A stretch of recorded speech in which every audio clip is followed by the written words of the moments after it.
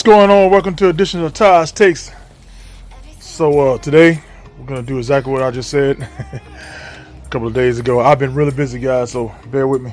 But today we're gonna take apart this thing right here, man. We're gonna change the carburetor out. All right, we're gonna change the carburetor out. We're gonna charge the spark plugs. So this Sthl BG50 right here, I've had this thing over 2 years, going on 3, and I use this blower, I gotta say, probably every week, because my house has a lot of trees over it, right? So I like a clean driveway. I can't stand a driveway that's got bunch of stuff all over it, leaves and all that. So I'm always blowing. Okay, especially when I'm like on weekends and whatnot. I get up, I blow the driveway off, the sidewalk off, and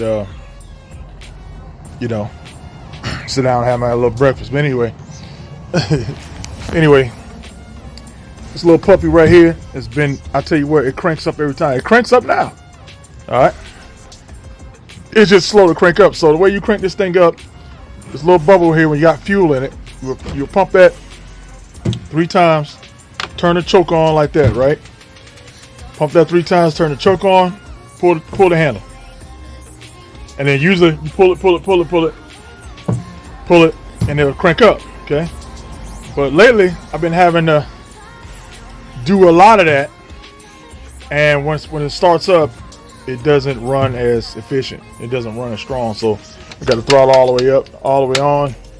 It doesn't blow all the way out, you know. It doesn't, it's not as strong as it used to be. So looking at all that gunk, as you guys can see, more likely, man, this thing is, you know, it is gunked up because it's a 2-stroke. All right, so 2 strokes mean it's you got to use the gas. The gas and the oil is mixed together. Okay, and I don't put trashy oil in my stuff. All right, so I use this oil right here. I go to my local repair shop that we got, and I go get that oil right there. All right, 2-cycle engine oil. All right, and all you need is a little of this. Goes a long way. So you put a little bit in it, and then you fill it with gas, and you let it mix. All right, but like I said, it's been almost 3 years. So now you can always pull the carburetor out and clean it. But me, I'm just gonna, because it's brand new start, because I just bought, I'm gonna do some maintenance on the ride lawnmower too. I'm gonna make a video about that. I bought new drive belts. I bought new belts for the blades, and I bought new blades and spark plugs and oil for it. So I'm gonna show you guys how to do that on the next video coming up. But right now, that's basically how that works. The reason why I say gas is always better than electric to me is, like I said, it's been 3 years. I'm just not doing this now. I love the convenience of this unit. I don't have to worry about any plugs. I don't have to worry about any cords, no extension cords, nothing like that. I can't. Let me blow over here. Oh, I can't. Extension cord's not long enough. I can't stand that. All right. This right here, man, you crank this thing up, and it'll run all day. So it's not like you gotta keep putting gas in it. You fill it up full of gas, and it'll last you all day long, all the way until your next time you cut. All right. And there's no limitations. I can go anywhere I want with it. I ain't gotta worry about any cords or electricity. So this is the way to go. So all right, I'm gonna cut all this yapping. I'm gonna break it down. We need 3 of these screws. I'm gonna show you basically how to do it. All right.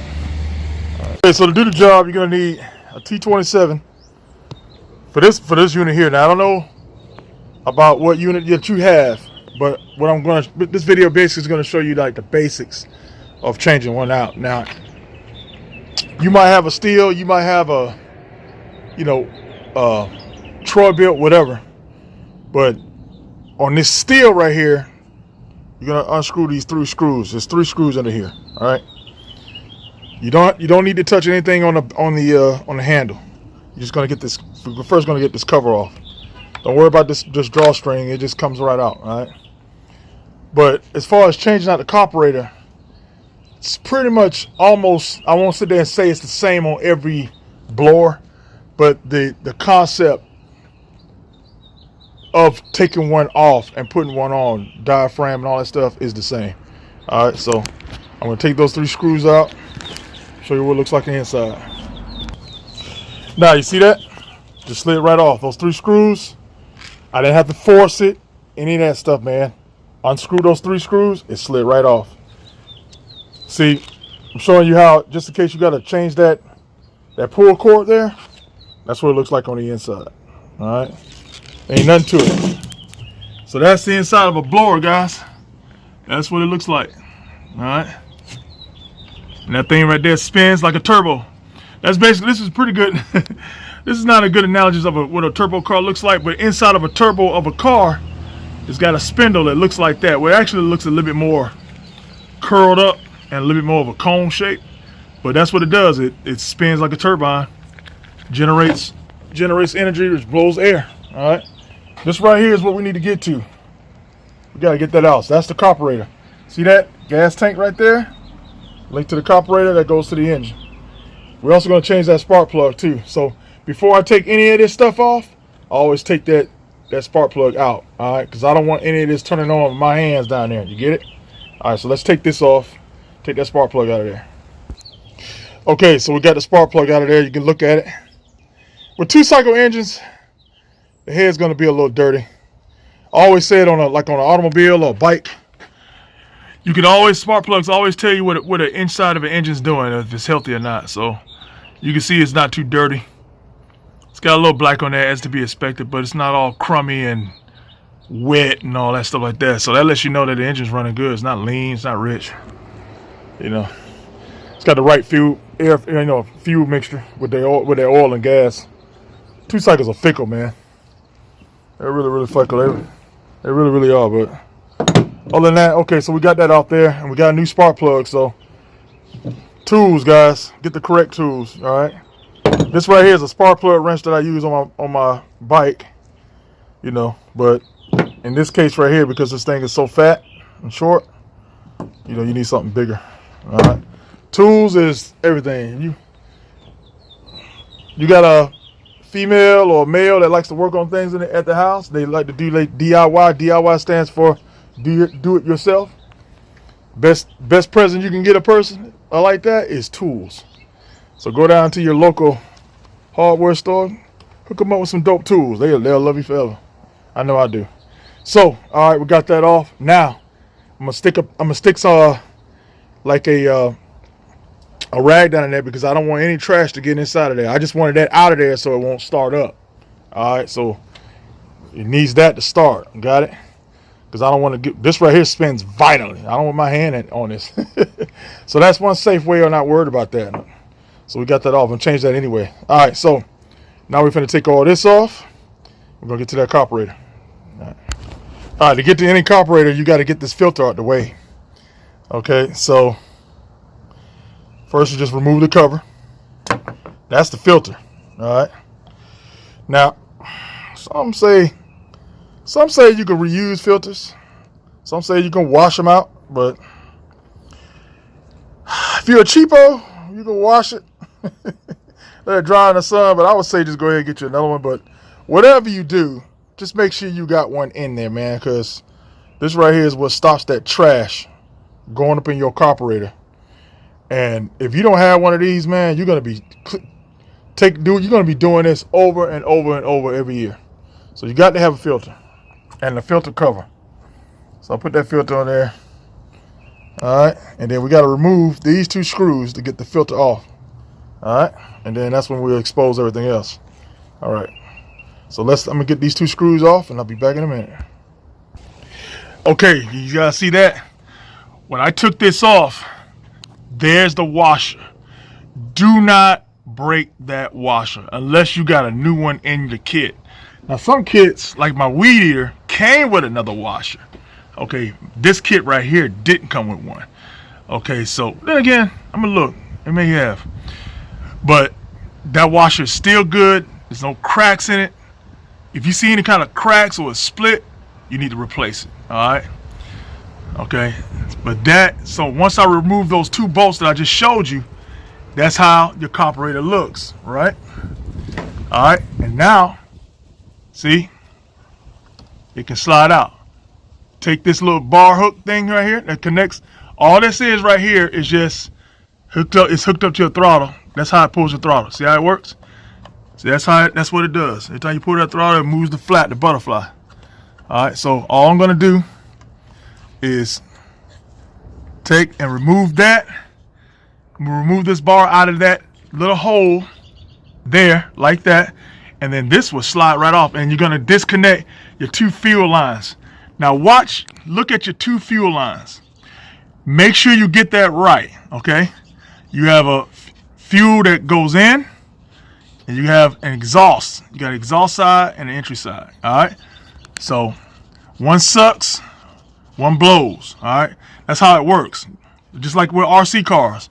You got one that's blowing air in, that's creating a vacuum that's sucking that up into that carburetor. So it's kind of like it does this, just like that. Like with a car, with your truck or whatever, man, it needs a fuel pump. That fuel, that's all a fuel pump does. It sucks and blows that fuel up into the engine. All right, but this right here is working off a vacuum, like a vacuum kind of pressure.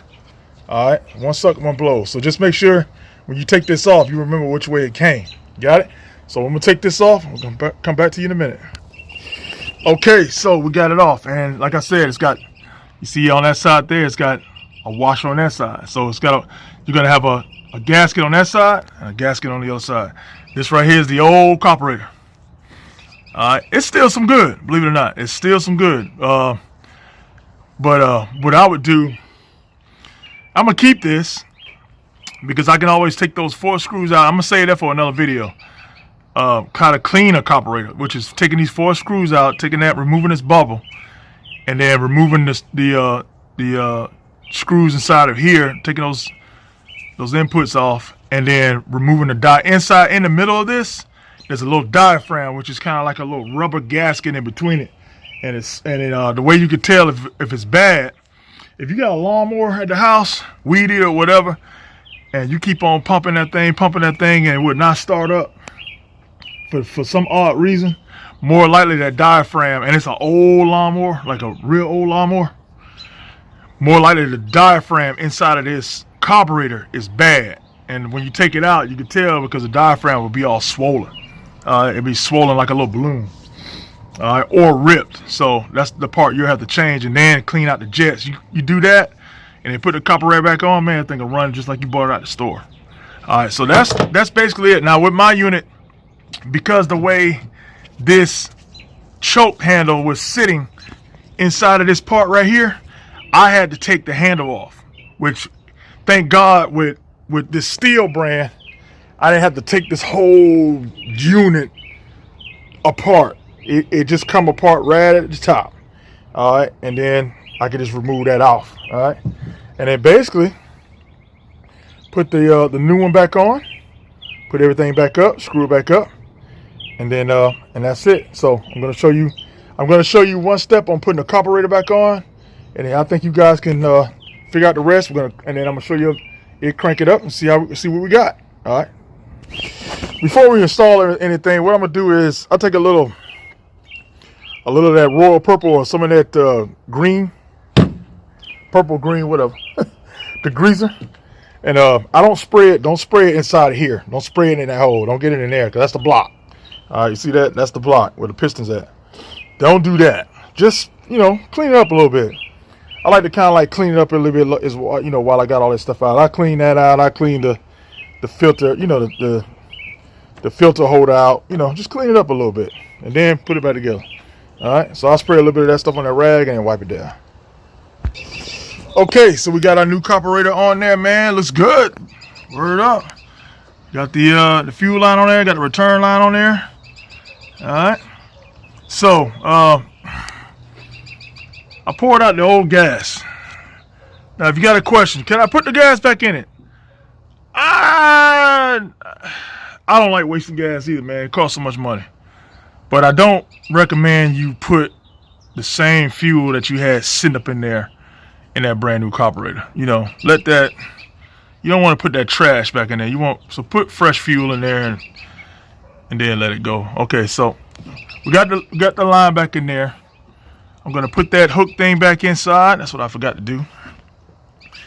And then we're going to tighten this baby up. And we're going to see what's up. All right, be back in a minute.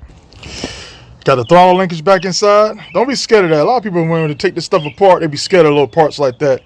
Don't be scared of that. Just, you know, if you're taking this stuff apart, you know what I learned?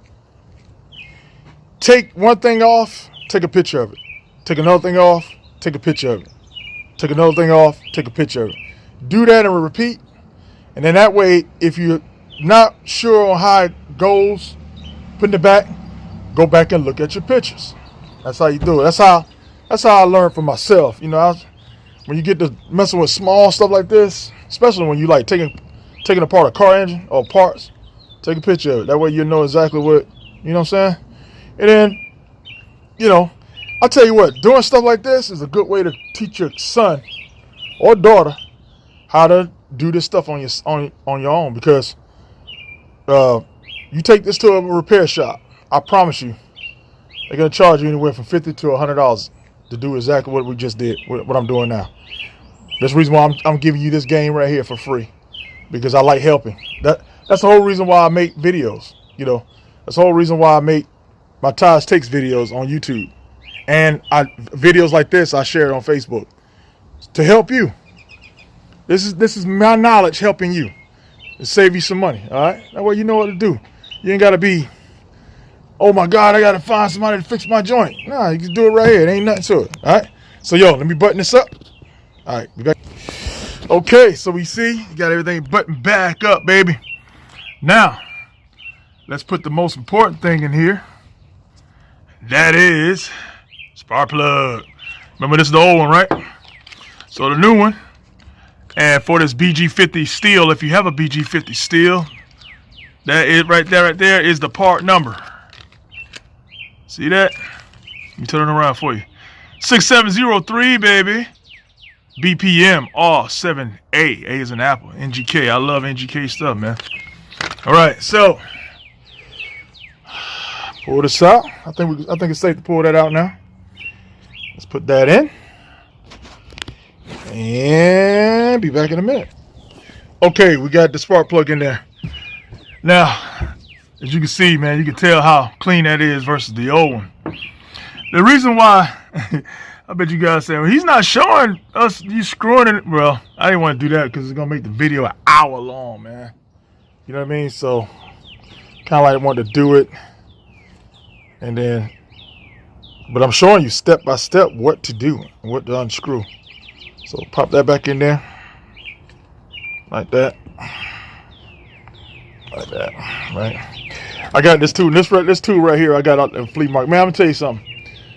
I don't know where you guys live at, but if you got a flea market around, I love flea markets. You know why? Because you end up meeting somebody that used to be an electrician or whatever, and he always got some great tools for sale, man. This right here is a spark plug puller, and I'm gonna tell you something, it works like magic, bro. Woo! I love it. God, and I paid $1, man. That's all he wanted, was $1 for that. All right, so put that back in there.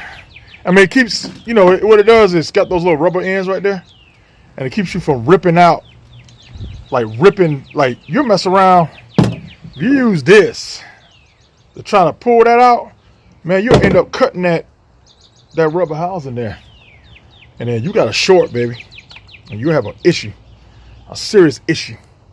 An issue. You have an issue. Anyway, so that's it, man. We're gonna pop this cover back on here, and we're gonna put some fuel in it, and we're gonna see if it crank up. So hold on a second, let me do that, and I'll be back.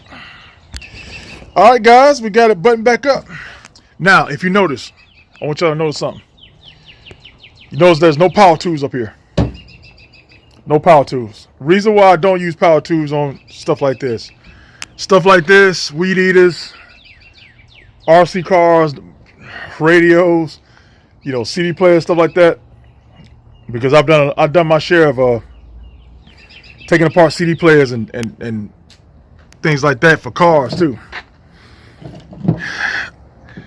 It's so easy to strip out screws, because those screws, these little screws here, they're strong, but they made out of that soft aluminum. All right. So you getting yourself a powerful drill, you sticking it in there, man, and trying to undrill that, you get more likely you're going to strip out a screw or you're going to break that screw. So I always use my hands. If I don't use my hands, I use a ratchet. All right, that way I can have total control of unscrewing that screw. So I never use power tools on small engine repairs, or when I'm doing my RC cars, none of that stuff. You never see a power tool in front of me. Now cars is another thing. So, you know, cars got a lot stronger bolts, but these soft metal stuff, nah, I don't at all, especially when I'm messing with carburetors. All right, so let me go get the gas. We're gonna pour it in. We're gonna see what we got. Okay, I wish I had a tripod. Let me see if I can hold this thing and crank it at the same time. Matter of fact, well, hold up. Hey guys. Now, I'm not saying that you're gonna have to adjust the carburetor every time, but you may have to do a small adjustment when you finally get this on. All right, but don't touch any of the knobs until you get this thing crunk up. You got it? Okay, so now, what I did, you ain't gotta do what I did, but what I did is, this is something you ain't gotta do. But what I did is I took the entire exhaust off. All right, I opened it back up and I took the exhaust off. I took some of the filtering out of it. All right, that gives it a little bit more power. All right, that's what I did. So you take that, you bend that on this model right here. Now every model's not gonna be the same, but on this BG50, you take the whole exhaust off the block, clean it out, pull that. It's a tab you pull back, and you pull that cone, that filtering out of it, that packing. I did that, so it gave it a little bit more punch. Matter of fact, so mine's gonna sound a little bit more powerful, and it blows harder too. But I'm gonna show you that what I showed you fixed it. All right, so let me see if I could turn this thing on and hold this camera at the same time. See, that's that's the thing. So turn that on right there. All right, let's see. Can you guys see that? All right, see that right there? I'll hold the camera right there. Let's see that I hold it. You ready?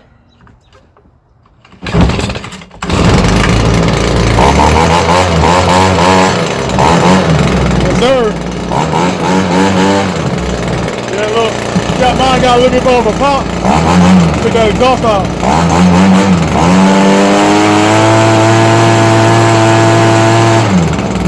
Yes, sir.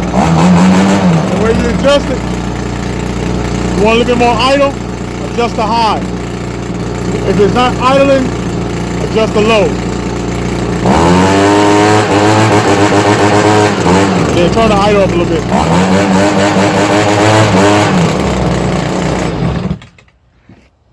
So yo, this is Todd's Takes. I appreciate you guys watching my channel, and to my family watching this on Facebook. Hope this helps you out. And yes, I did super up my leaf blower. I am crazy. I swear I cannot leave nothing alone, man. Okay, so I love messing with engines. I swear I will pep up. Oh my God, I just pepped up a leaf blower. Anyway, if you're on my YouTube channel, hit the bell notification, man, for more videos. I got more stuff coming. I'm gonna show you guys how to do the engine of the Ryan lawnmower next, and then hit subscribe to me, man. It's free. You ain't gotta pay anything. I don't send you any kind of emails, nothing like that. All it does is it tells you notifications when you're on YouTube that I uploaded a new video, which will be more coming up soon. So guys, appreciate that. Hope that helps you out. I'm the man when it comes out of engines. No, for real, I'm humble, man. I love tinkering with stuff. I really do. So engines, things like that. Big engines, small engines. If I can make it better, I'm gonna make it better. So I hope that's gonna save you a lot of money. That way you know exactly what to do. And it's basically the same concept with all of them. You know, some other brands might, you know, this part might come off differently, or, you know, it might be a little bit more small pieces here and there to come off, but it's the same concept. It's the same thing. And then that right there, I promise I won't have to touch this blower for another 2 to 3 years, 4 years, serious. And if if I just want to, I may end up taking this apart, blowing it out, and getting like a diaphragm kit, and I just switch them out. Done. You know, whatever. If you're a person that likes to make money doing people's yards, now you know how to do it. You can do it on the fly. You know, take a couple seconds before you go to the next yard. So, all right, guys, appreciate it. I'm out of here. Peace out.